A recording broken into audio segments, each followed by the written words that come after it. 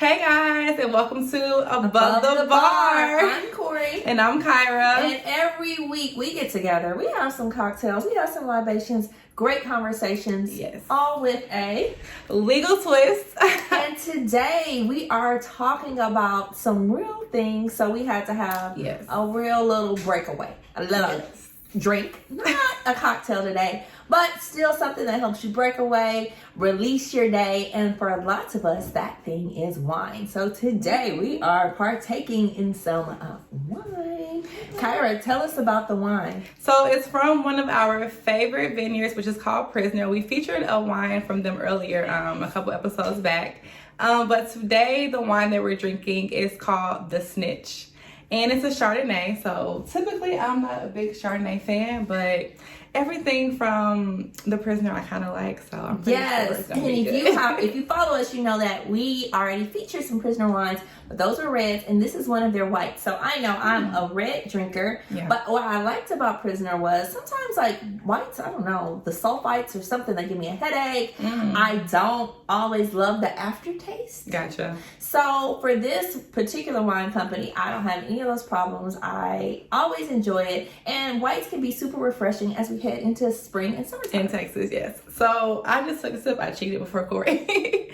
But they did not fail us yet again. I do enjoy it. I think that this will be a great wine for the summer, for those hot days, hot nights, whenever.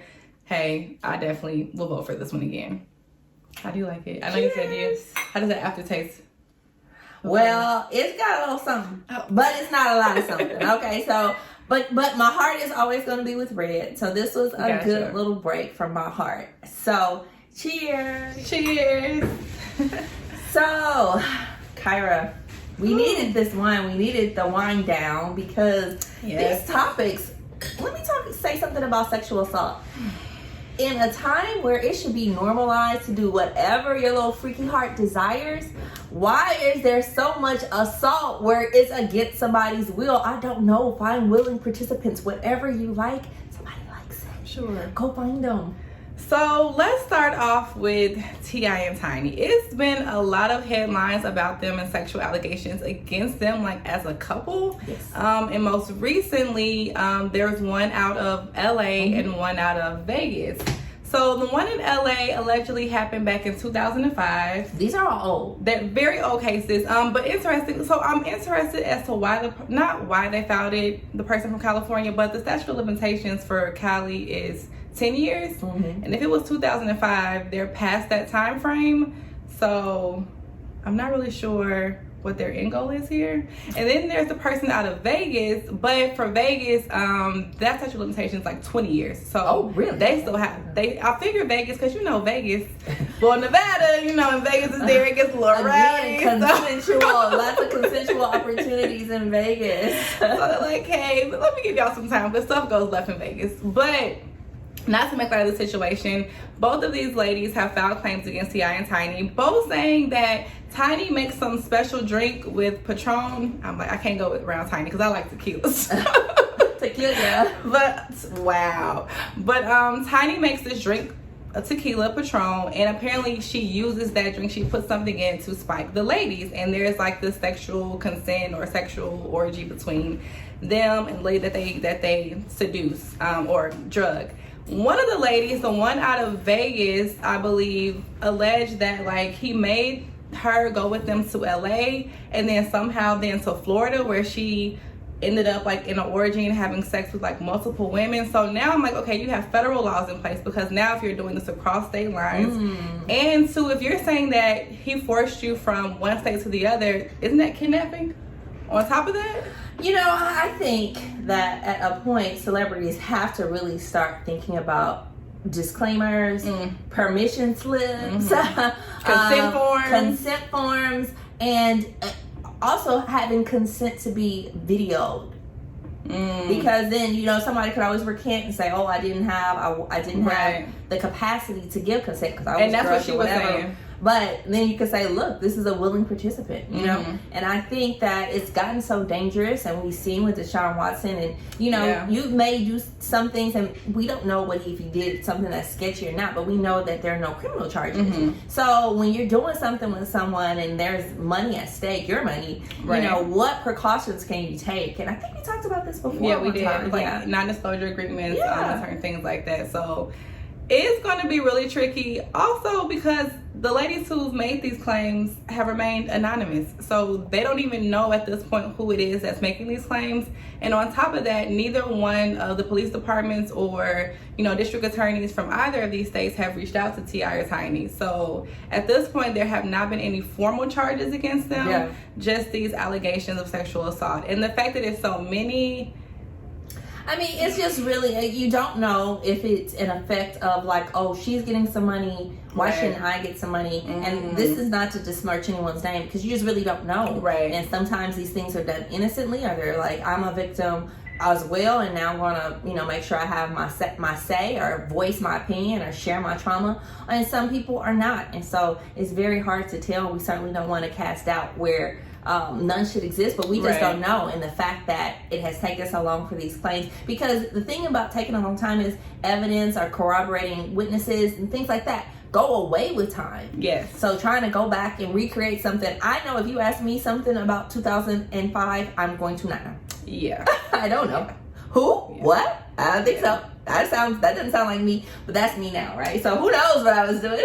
And it's interesting. I feel like why and I'm not saying this to cast any type of judgment, but as an attorney, like, I want people to fight for, you know, any injustice that's done against them. But when they take so long, they just make it very hard for any type of attorney to really, like Corey was saying, with regards to evidence, witnesses, things like that. It just makes it harder to prove your case. So if you or anyone you know, not even trying to be funny, like, has ever had a sexual assault or sexual harassment or anything happen against you, please find the support around you. Reach out to the right attorneys, the right counselors to make that claim sooner than later, so that you can get the justice that's due to you. Because the later you wait, the harder you just make it to prove your case. Not saying that it did or did not happen, but legally you just make it harder to prove.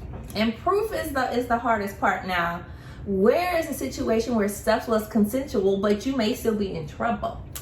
Well, Mr. Bill Gates, allegedly, you know, I don't really know if he stepped down because he wanted to or because he did have an affair with a Microsoft employee maybe like 20 years back, and it was consensual. It ended amicably, but somebody released a letter to Microsoft or something like that to prompt them to do this investigation recently into this relationship or this affair that Bill Gates had. And so apparently, like, before the investigation ended is when Bill Gates decided to step down. So, I mean, rich people know how to do smart things with their money, and in these high-powered positions, often there's a morality clause. There's clauses that protect them, that protect the company from the brand being brought down by the CEO. So he may have got a tip and said, oh, how many stock options do I stand to lose if you, oh, no, I gotta go, you know. And so some of that may be triggered. You know, you always have to think, and I know, like, with the Real Housewives of Beverly Hills, you have to think, is the divorce in part because as a wife I would lose some rights, my shares would be threatened if we divide it now and call it, meaning if you have shares, sometimes it's parked and you can exercise that shares. If we call it now, do I get to cash in on my full share? So I would say rich people make rich people move, so we don't really know what they're doing. We don't, but it is interesting that apparently at some point the lady who he had this affair with, like, wrote this, like, part of her, I guess, recourse was to write a detailed letter about her relationship with Bill Gates, and she wanted Melinda Gates to read it. And I was just like, yo, that is so disrespectful and so tacky. Like, why would you want to do that to another woman? But, you know, people do stranger things for far less. So I mean, people, and you know what, I say this, people grow up and they are still caught in the same cycles that they never grew out of. So sometimes he did me wrong and got away and he's lived his life and he's gone on and be happy and I'm not happy, so you won't be happy. Yeah. Or, you know, so you think you have this perfect life. Let me tell you what your husband was doing to me. See, let me get a letter like that one day. You'll have some problems. Like, Corey, I need you to bail me out. You're smarter than that. You will never know. Anyway, but speaking of like evidence being there in plain sight, Joe Budden and DJ Olivia Dope. Now, the reason why this case is interesting to me is because a couple years back I went to New York, and when I tell you to this day, DJ Olivia Dope is one of my favorite DJs. Like, I had an amazing time in Harlem at a set that she was at. So apparently, y'all know how Joe Budden is. So when I read the story, I was not surprised. He went on their podcast, and their podcast is on his network, and he was making very sexually explicit comments towards her, saying that, hey, we should have sex right now, you know, during the show. All kind of crazy stuff, all kind of Joe Budden comments. And it was recorded and it was broadcast. It was only until recently that, due to his apology, they took the that show down from all platforms. But she has filed a claim against him because the reason why she left the network was because of that episode and because of it was embarrassing and sexual harassment towards her by someone of power who owns it against her. So you not only have the issue of sexual assault from one person to another, but this is your employer, so that just adds an additional layer to it. So he's apologized on behalf of himself and the network, but come on now. And he was like, you know, I apologize. You know, I didn't really recognize my position of power in this. Really? It's just called the Joe Budden Network. I'm just saying. Yeah, you know, and I think this is, it happens all over in all different scenarios where people feel intimidated or they feel like they don't have a voice. Or if you know, people call me all the time like, I have to complain about my boss. Who do I complain about my boss to? And often that scale up of who you actually have a real life conversation, who can hold someone accountable to, is difficult. It's not a clear path where you can say, oh, I'm just going to go tell this one person. And it's not about tattling. It's about being felt like you are held at the same standard as other employees at that same place of employment. So that may be because you're black and other white employees. That may be because it may be reversed and everybody's a woman and you're a man. But it's very difficult to have these conversations with people where you need to chin check them. And in her situation, during the conversation, she did kind of laugh and brush things off, but the reason why she did was because she felt like in that moment she kind of had to. And so even if you respond in a situation a certain way that may seem like you're okay with it, especially in employment situations, it's not right. And so even like in that situation, that does not diminish her claim and, you know, asserting that it was sexual harassment towards her. Yeah, and so it's just hard. But like we said, if there's something to be said, you might as well fight that fight before, because it's always going to be a fight now. Sometimes you gotta start passing out that resume because you know it's just not a good fit for you. But people have to be held accountable, and this unaccountability is part of why this is so pervasive, because people just are so used to it, and some men are so insensitive to it. Because I was like, I always talk that way. Yeah, it's always not right. Go outside of the job and talk to the people on the corner. Don't talk to me on the corner like that. But you know, people who are you have relationships with that you know are comfortable, again, consent and comfort, that you know are comfortable with that type of conversation. So I don't know. We'll continue to keep you guys updated on how it unfolds. But right now, she just made the claims. He's apologized. The episodes are pulled down from all platforms. And so whatever, you know, she's seeking as justice, I hope that she gets it, because Olivia Dope is dope. And I just hate when guys who you like, I don't like you like that, and like while you may be popping and it and other, like, I don't like you. Like, it'll stop. And don't think that you're just so high flashy that everybody should want to have sex with you or engage with you in this way. Like, no, nobody likes that. Speaking of what nobody likes, so I'm going to say the majority, because I'm confused on how this heartbeat bill has passed. So for those of us in Texas, particularly us women, or even people who are in support of pro-choice, there has been a bill passed by Greg Abbott, none other than Greg Abbott, that women cannot have an abortion after 6 weeks. Before it was 20 weeks, now it's at 6 weeks, and truth be told, I brought my laptop so I could give y'all the facts. Okay. Give me this bill. Let's see. It is one of the strictest like abortion bills throughout the entire country. Right now, the strictest one that was trying to be proposed was in Mississippi. That is actually on the docket to go before the Supreme Court, and that's for 15 weeks. We've surpassed that and have gone to 6 weeks. I'm not gonna lie, like as an attorney, like who stays up to breast like on legislatures, I'm really confused on how this has really gotten through. And it has not. It's been silencio, and then all of a sudden, bam, boom. And it certainly will be challenged. It is going to be challenged, but the crazy thing about this one is that typically when people challenge bills like this, they will challenge the Attorney General. But in this case, I love Texas, but I'm really looking at my state sideways, because in this bill, any private citizen can sue the person who got the abortion, the person who provided the abortion, any family members related to it that supported it, any grief counselors that were in support and helped this person through this abortion can get sued. And on top of getting sued, I can get wind of this happening, let's say in Dallas, and I'm in Houston, Texas.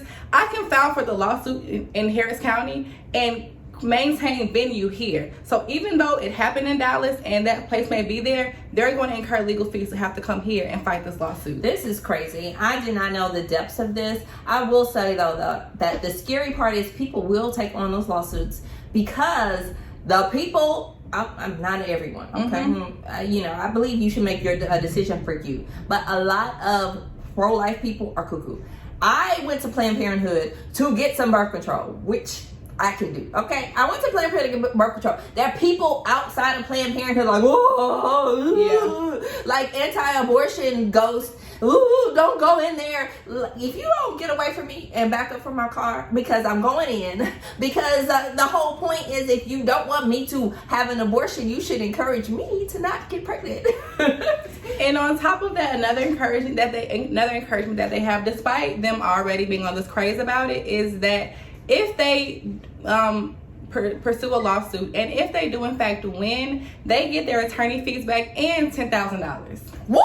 Girl, yes. Okay, so I have to go donate to Planned Parenthood. I'm sorry. It is the place. There are lots of people in any given time in their life can go and get preventative care. They can go get health care. It is a good place. So you can't talk to me. We will fight about Planned Parenthood. Abortion is just one of the services they provide in a very small percentage of what they do. And they give birth control to men too. You get the snip over there. So, just saying, 1, donate to Planned Parenthood. 2, call your senator, your congressman today. Do not wait. Do not pass go. Do not collect $200. Yes. Go tell them that this is not right.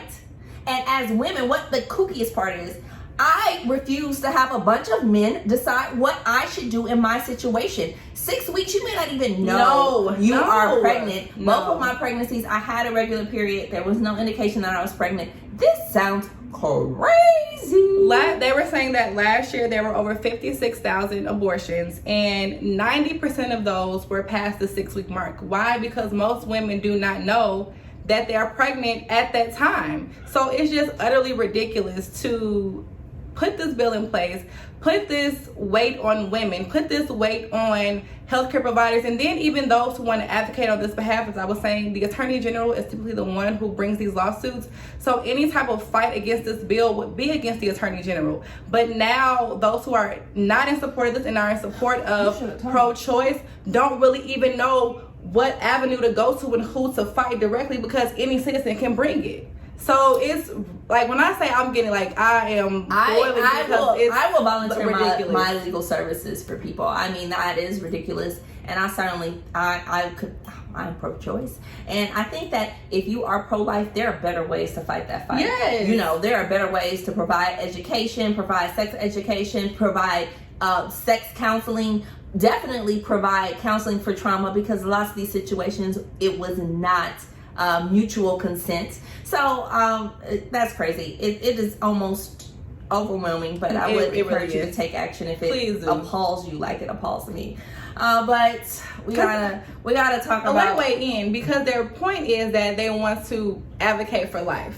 you want to advocate for life, but then those who are here who have an existing life, Don't care who about are that. struggling with COVID, you're taking away their federal support. Yes.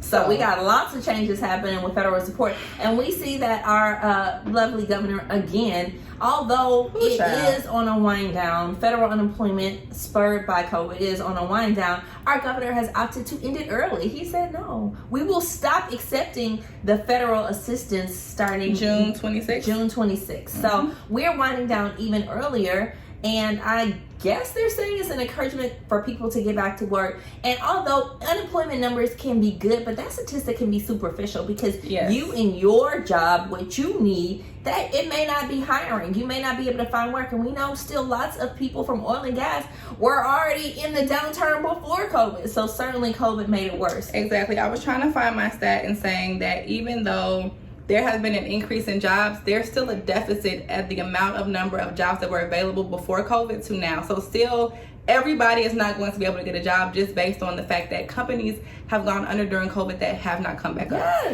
And on top of that, they're trying to say, well, you should, like, at this point, they're like, any job is acceptable. Okay, so I get that, but if a person goes and works and they cannot get unemployment and that job does not meet their needs, they're still upside down. Yeah, and they're still underemployed. And then we have this in conjunction with all the COVID restrictions are starting to phase out. So we now see a lot of homeowners having to face the very real question of if this moratorium goes away. So you see how they're pairing these things together, like boom, no more, assistance. Boom, the moratorium's gone away. And then you're facing foreclosure and not even, you can't pay that bill, but you also can't find another place to stay. Because who wants to, when you go to fill out an apartment application and you say I'm jobless and I don't have any source of income, they're like, no thank you. So some states are offering like a job, like a go to job incentive. So like if you get a job, I know like Montana and Utah, like you'll get an incentive of like maybe some states have ranged from $1,000. I've even seen up to $2,000 that you get for going back into the workforce. I've also seen some states offering childcare or free childcare services for people going back into the workforce. Texas ain't one of them, but other states are. So if you are in a state and you are receiving any type of unemployment or any type of incentives from the government, from federal support, from COVID, please research and find out what changes are occurring and what incentives may be available to you. We'll definitely try to post what we can, what we find out, but there are a lot of changes coming down the pipeline and they're coming down quick. So please just stay abreast so that you can best budget and best kind of manage yourself and your family. And I think it's just so sad because then it's like, okay, we're coming out of COVID, but like any recovery, it takes time. So then it'd be like, boom, people should go back to work, and boom, this should be that, and boom, this should be this. There are people who lost their whole livelihoods. Your business, maybe you were an entrepreneur and your business closed during COVID, and now it's like, boom, get back to work, find a job. Like, I had a job. It closed due to COVID. And so what? So I think it's, we have to be mindful as this process, we want to get back to normal, but there is a new normal, guys. We can't just expect to go back to 2019. And i.e., some places no longer have to wear masks, but I still recommend that you wear one. Or maybe get a vaccine. I don't know. I mean, do what's best for you, but I am not a medicine person, and I got a vaccine. And I'm not encouraging you to do your own research, but I get on these planes stuff. And so I'm not. I took the risk in going to the Maldives and going to Dubai. With every time you get there, you take a test, and you're like, please don't keep me for 2 weeks. Please let me go home. So for me, it was the right decision. But everyone has to do their own research. But certainly, make an active decision. Like, don't just say, oh, I don't like vaccines. Find out. Or maybe if you think vaccines are scary, go read about the other 10 vaccines you already got in your arm throughout your life. And that may actually make this one seem not so bad. And there are different ones. Like I went to the doctor yesterday and we talked about the different vaccines, which one may be a best fit for me, which one he recommends, which ones he's personally taking and recommended to his family. So just talk to doctors that you trust, get as educated as you can, and make the best decision for you to stay safe, but still find a way to live life amongst these crazy times. So like if you're someone that travels, like consider, hey, should I do it because I do travel? Or if you're around elderly or children, like should I take it so that they're safe? Yeah. Things like that. So just do your research, do what's best for you and those around you. We'll post as much information as we can about all this crazy stuff that's going on.